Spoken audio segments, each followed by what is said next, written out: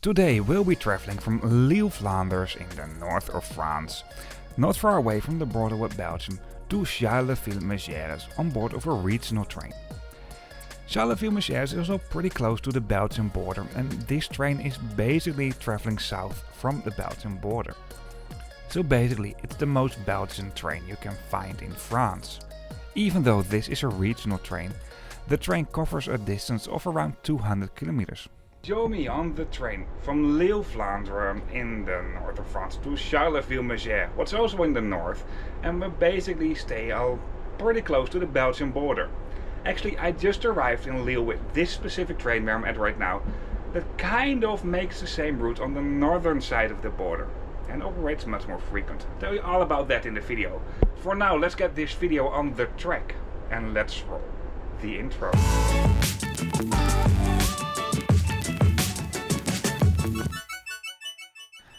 I arrived in Lille by intercity train I took from Namur in Belgium.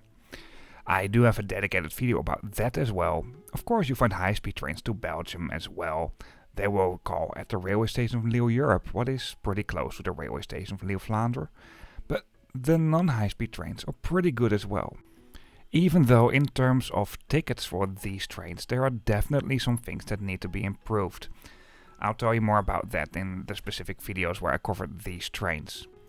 And I do have some feedback for those trains as well. I will highlight that in this specific video because they can take some examples for the specific train that we'll be taking today. Anyway, before we do all of this, let's take a closer look on the route map for today. We basically make a journey south from the border with Belgium. We travel eastbound and actually we go every time a little bit further from the border with Belgium. However, at the railway station of Aulnoye-Aymeries you find trains to Belgium as well. Not a lot though. Over there we also make a switchback and we move further eastbound to our final destination for today, what is Charleville-Mézières. From there on I took another train to Givet, and from there on I took a bus to Belgium. Well, there's a dedicated video about that as well, you can find it in the description of this video. Anyway, before we dive into our train and the views from the train, let's take a quick look at the railway station of Lille Flandres. Once again, pretty close to this railway station you do find another station called Lille Europe, and Lille Europe is only being served by high-speed trains. Well, this specific railway station, Lille Flandres, is a terminal station where you will find both high-speed trains, but a lot of regional trains as well. There are lots of trains from here to Paris. A great alternative if you're traveling especially from Belgium to Paris, if you want to avoid the way too pricey Eurostar trains that are pretty often fully booked as well. I do have dedicated videos about this as well. I mean, Eurostar is a great product, don't get me wrong, but the capacity is just not meeting the demand, and therefore prices are pretty often too high as well. And well, trains are fully booked, so therefore I'd love to show you the alternatives. And one of them is travel via this railway station. Anyway, the railway station of Lille Flandres is pretty close located to the city center. Basically, if you walk out of the railway station, you're at the city center. And once again, the railway station of Lille Europe is about a 5-minute walk from here. Because this is a terminal station, the layout is basically pretty straightforward. At the front of the railway station you find quite a lot of shops and railway related services. Right here in the main concourse you also find access to the underground of Lille. Let it be no surprise, buses and also taxi stands can be found around the railway station as well. And there are quite some maps with information about what facilities are where. Between the railway stations of Lille Flandres and Lille Europe, once again Lille Europe is only for high-speed trains, and in Lille Flandres you find both regional and high-speed trains, you find a big shopping mall. That includes a big parking garage. Well, for the rest I don't have to explain to you that there are quite a lot of shops in this railway station, and pretty close to the station you also find lots of shops. If you want to refill your water bottle, you can do that as well over here, and you see this pretty often in French railway stations. I really like this. This is not only something you find a lot in France by the way, but also for example in the Netherlands where I'm from. Even though this railway station is not dedicated to high-speed trains only, you do find the WeGo budget high-speed train from and to here. I do have very mixed opinions about that because, well, passenger rights are not guaranteed with those trains, and it's also not usable if you have Interrail or Eurail. And apart from that, you find many other high-speed trains as well, mainly heading to Paris, and some of them will go further down south in France. For the platform that hosts the high-speed trains, you do find access gates though. At this very moment, that's the only track where you do find access gates, but access gates are more and more common within France, also for regional trains. Personally, I really like this area of the railway station over here. It's just the old railway station building with the, well, old roof, and I just really like it. However, it's not big enough, so therefore you also find a smaller, less pretty extension of the railway station. Within France, platform numbers for departing trains do pop up pretty last minute in general, so you need to keep a close eye on the departure screens, which you find quite a lot over here. However, about half an hour before departure, the platform number for our train was finally listed today.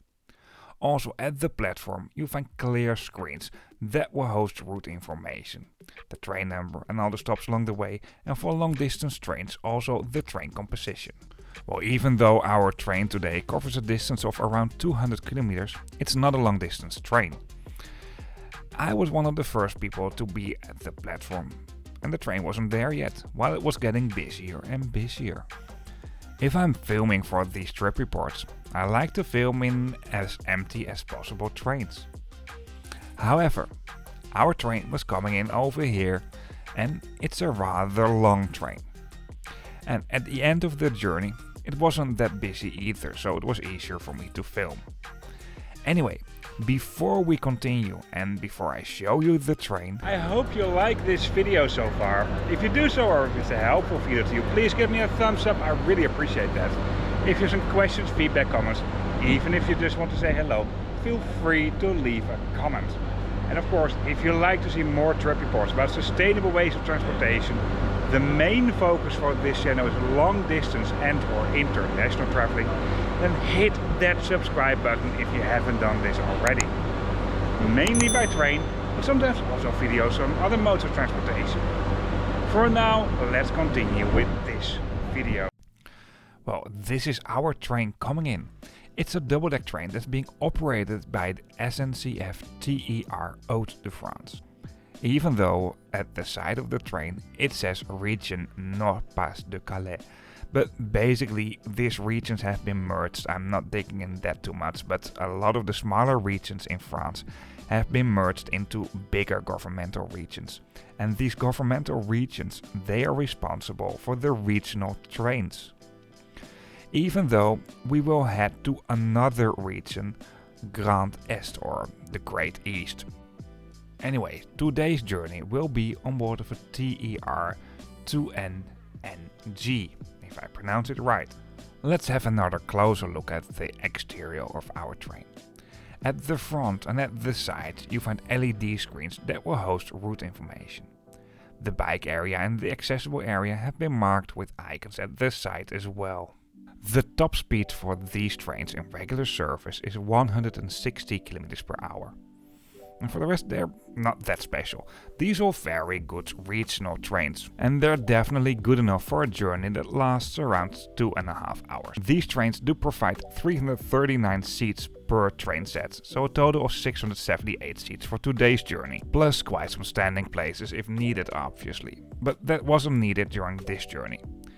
When they made these trains, there was officially first and second class, but first class is not there anymore. Well, even though it was not getting too busy yet, it was getting busy. So yeah, I also wanted to find a good spot to film the views from the train along this route. I quickly walked through the train, but more and more people were getting on board. And I was just hoping that it would be quieter somewhere later along the journey. And spoiler alert, it was getting pretty quiet along the last section of this journey. So first things first, and that's finding a seat for myself. For this entire route, I also filmed the views from the train. I do have a separated YouTube channel for this. You can find it in the description of this video. So far that channel is not a great success, to be honest. I recorded some more views from the trains on passenger POVs, but honestly I don't know if I will continue with that YouTube channel. If you like to see those videos, please subscribe to the Trainviking Passenger POV YouTube channel. You find a link in the description of this video, and also make sure you watch those videos. Even though this is still all a hobby project, I also want that channel to be monetized, so I can be really break even on everything I do here on YouTube. Anyway, for now let's take a closer look at the interior of the train. And I will walk via the lower deck to the other side of the train and walk back via the upper deck. Most seats do come in an airline style composition, but you find seats facing each other as well. Some of them have a table in between and you can fold this table out to make it slightly bigger, and for other seats, well, there's nothing. These are regional trains, however for luggage you do find some dedicated luggage racks as well. Because these are double-deck trains, you really shouldn't rely on the overhead luggage racks, at least for the sections of the train where this is a double-deck train, because they are really small. Litter bins are located at the vestibules. Well, you also find some sections basically between the different carriages, so at the vestibules, what is single deck, and the luggage racks above the seats are way bigger over here. Let's review the toilet, and this is the regular toilet you find on board of these trains. Pretty fine, nothing special. It was clean, at least if the person before me who used it also flushed. Maybe the person didn't know where the flush button was, but it's located on the left of the toilet and you need to operate it with your foot. Then you find this area as well, and well, let's go via the lower deck to the other side of the train. The accessible and bike areas are also located at the lower decks, for obvious reasons, because going up with a bike or a wheelchair is gonna be challenging, and that's the least I could say. At the other side of the train from where I just walked from, you will also find the accessible area, and this includes an accessible toilet. The accessible toilet is obviously a little bit bigger. Right next to that you also find some bike spots. Over here you need to hang your bike. There were some other bike spots as well where I passed by, but that wasn't very clear on camera. Now let's review the bigger accessible toilet on board of these trains.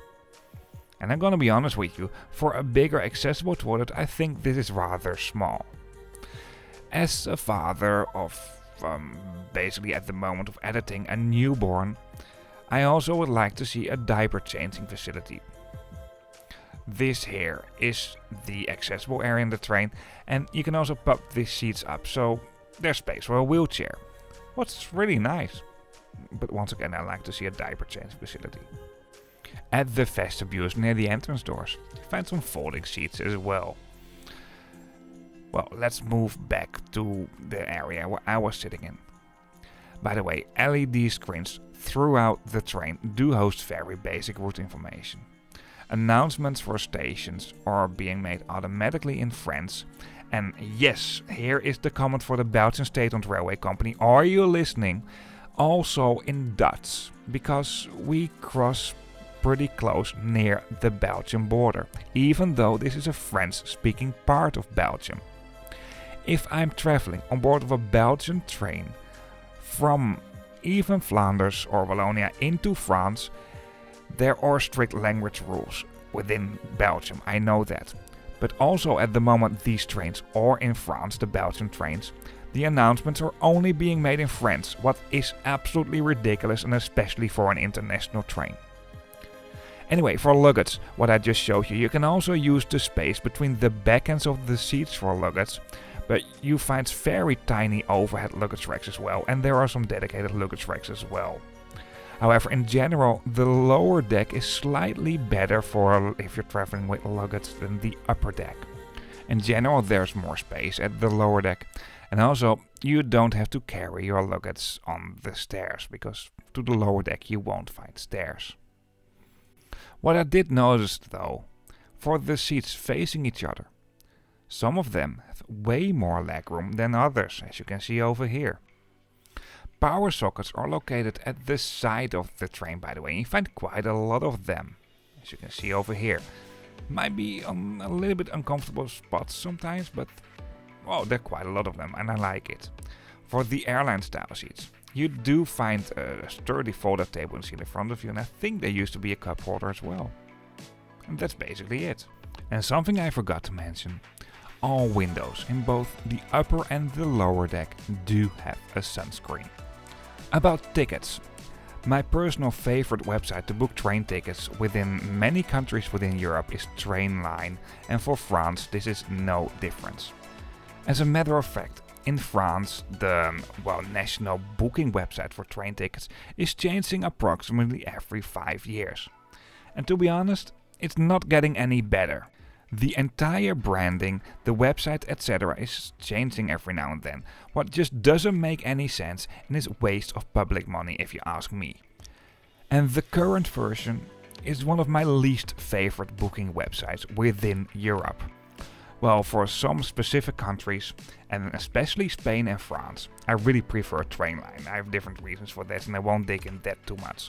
However, something else I really want to highlight, and this is all when it comes to train politics, because trains are politics, is if you want to buy tickets for these regional trains via the state-owned railway company of Belgium, that's possible.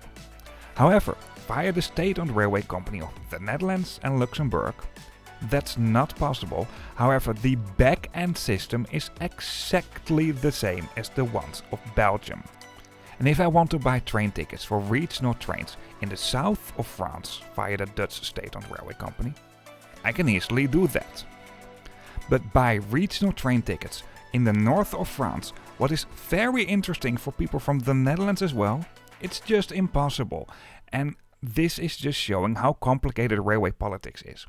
I heard several stories about this. One of them is that the Dutch state-owned railway company doesn't want to load these fares in their system. Well, the Belgians have it, so I think it's a matter of copy-paste.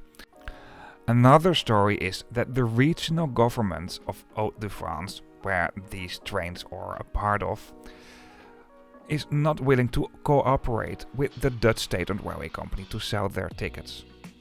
Well, I won't dig in this too much, but the least I can describe this is as totally ridiculous and not how we should work together on a European level. Because why can I book train tickets for regional trains in the Provence-Alpes-Côte d'Azur area via the Dutch state-owned railway company, but not in the area Hauts-de-France? We have a long way to go when it comes to working together on a European level for train tickets. And this is actually why train traveling is way too complicated. And I really hope that someone is listening who can make an impact when it comes to this. But if this is a French person, and I probably make a lot of French people angry right now, there will be a lot of bureaucracy before there will be even a talk about this. I think especially state-owned railway companies of countries that are neighboring countries or small countries that are neighboring countries should work together. And the French have a long way to go when it comes to working together. I mean, the example I give in this video is not even that big. Working together, for example, with the Italians and the Spanish would also be very much appreciated. If there's any politician or journalists who want to highlight these topics and maybe we can make a difference on this, please reach out to me and I'm happy to share the examples in more depth. I mean, we are in the middle of a climate crisis and trains are super sustainable, so it should be easier to travel around by train. Anyway, right now we are leaving the railway station. I'm sorry for my pronunciation, Aulnoye-Aymeries. This is where the train makes a switch back, so basically changes direction.